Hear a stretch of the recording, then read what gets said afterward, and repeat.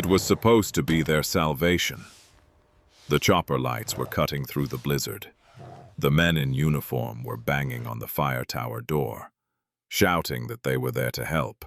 But Titan, a retired police K-9 who hadn't growled in 3 years, was losing his mind. He wasn't wagging his tail.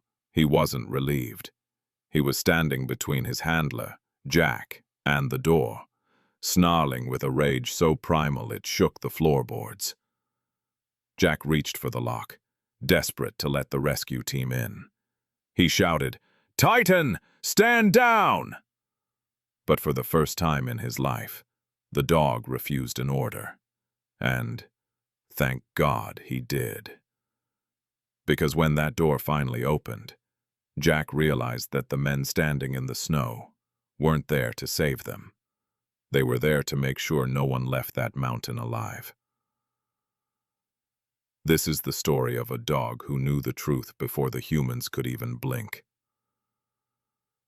To understand why Titan did what he did that night, you have to understand why he was on that mountain in the first place. Jack Miller wasn't just a fire lookout because he liked the view.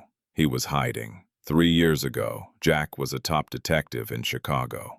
Titan was his partner. They were the best. But they had uncovered something they weren't supposed to. A corruption ring within their own precinct. The fallout was brutal. Evidence vanished. Jack was framed. Titan was beaten within an inch of his life during a staged training accident. Jack took a plea deal to save his dog. Quiet retirement, total isolation. He took a job at Grizzly Peak, a fire watchtower 10 miles from civilization. It was just them, 2 broken soldiers licking their wounds.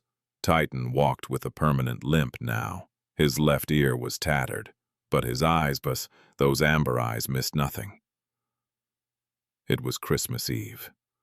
The temperature had dropped to 20 below zero. Then they heard it. The distinct, terrifying sound of a low-flying aircraft engine struggling against the wind. Sputtering, dying. Jack dropped his book. Titan was already at the window, hackles raised. A flash of light illuminated the clouds. Not lightning, but an explosion. Then silence. A plane had just gone down less than a mile from their tower. Jack knew the protocol. Call it in. Wait for search and rescue. But looking at the storm, he knew the truth. No helicopter could fly in this. If there were survivors, they would freeze to death within the hour. The trek was a nightmare. The snow was waist-deep. Titan, despite his bad leg, plowed through the drifts like a bulldozer. When they reached the crash site, it was a scene from hell. A small, private cargo plane was sheared in half against a granite outcrop. Jack rushed to the cockpit.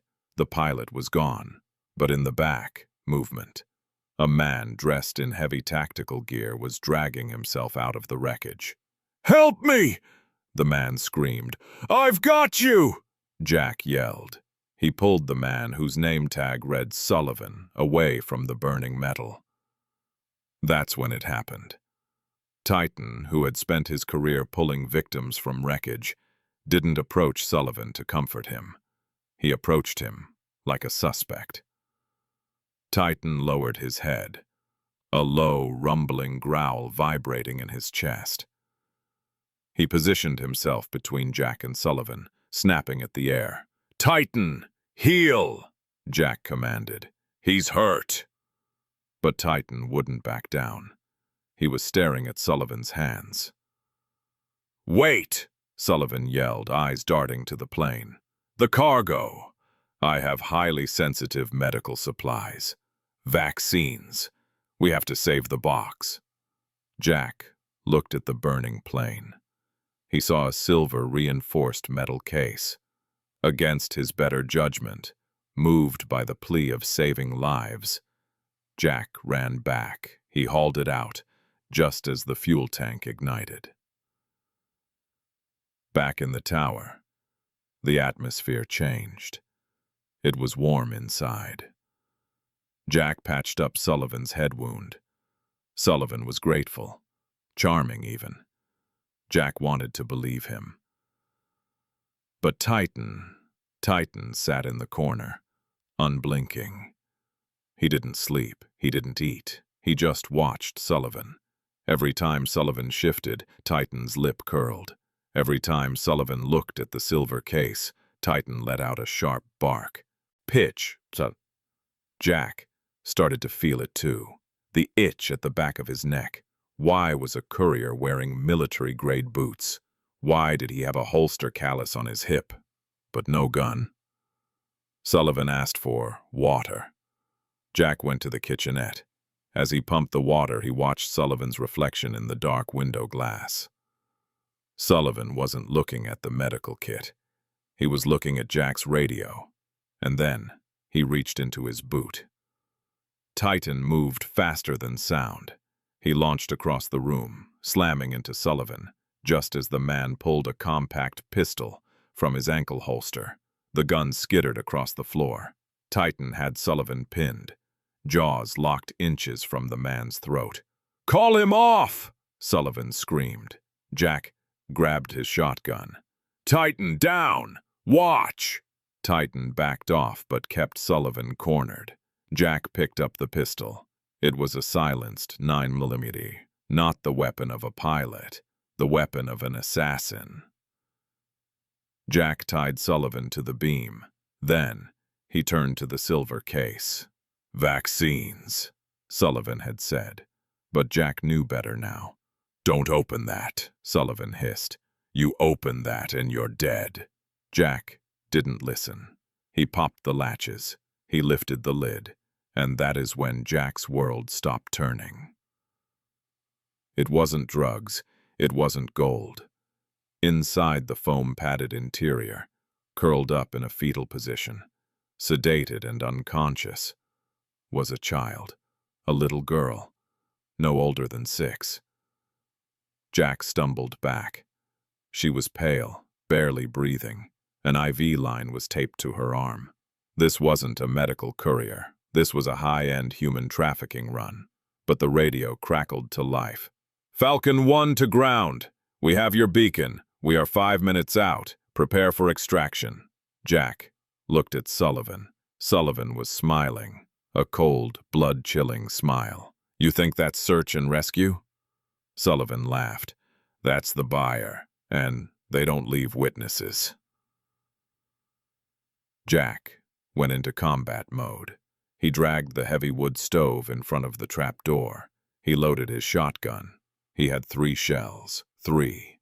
Against a squad. Volume. Loud. "Titan," Jack said. "Guard." Titan moved to the girl, placing his body over hers. He understood the mission. The sound of rotors became deafening. Floodlights blinded Jack. A voice on a loudspeaker boomed. "Throw out the case. Send out Sullivan, and we leave." "Liar," Jack whispered. He fired a warning shot through the roof. The response was immediate. Automatic gunfire shredded the windows. Glass exploded inward. Ropes dropped from the chopper. Men in white winter camo rappelled down. They were breaching. Jack fired his second shell. The door burst open. 2 men stormed in. Jack clubbed the first one, but the second one tackled him. Jack was older, tired. The mercenary raised a knife. Titan abandoned his post. With a roar that sounded like thunder, he launched himself onto the mercenary's back. He tore into the man's arm, shaking him like a rag doll. Titan was a blur of teeth and fury. He wasn't fighting for territory. He was fighting for the girl. But then, a gunshot. Sullivan had wiggled free. He fired. Titan yelped midair and crumpled to the floor. "No!" Jack screamed. The distraction was enough. Jack grabbed the knife and spun around. He didn't hesitate. He ended the fight. The helicopter circled once more, but the storm had become a whiteout. They couldn't land. They cut their losses and vanished. Silence returned to the mountain. Jack crawled over to Titan. The dog was breathing in ragged gasps, a bullet hole in his shoulder. The little girl, shaken awake, was staring at the dog. She reached out a trembling hand and touched Titan's snout.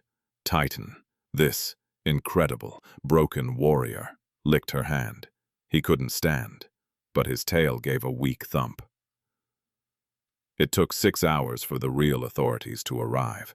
When the state police arrived, they found Jack sitting by the stove, the little girl asleep in his lap, and his hand pressing a compress to Titan's chest. Jack sat in the vet clinic waiting room for 12 hours straight. The surgery was complicated. Titan was old. He had lost a lot of blood. The vet walked out. He looked tired. He looked at Jack, and he smiled. "He's too stubborn to die, Jack. He made it." Jack broke down. The man who stood against a hit squad without flinching wept like a child. They say dogs are man's best friend, but that's not quite right. Friends leave. Friends can betray you. Titan wasn't a friend. He was a part of Jack's soul. He knew the difference between a rescue and a raid when a human couldn't. We often think we are the ones rescuing these animals, but in the dark of winter, when the enemy is at the door, they are the ones rescuing us. If this story of loyalty and survival kept you on the edge of your seat, and if you believe that dogs are the ultimate heroes, make sure to hit that subscribe button. Join the Shepherds of Hope channel for more stories that prove, even in the darkest storms, hope has 4 paws.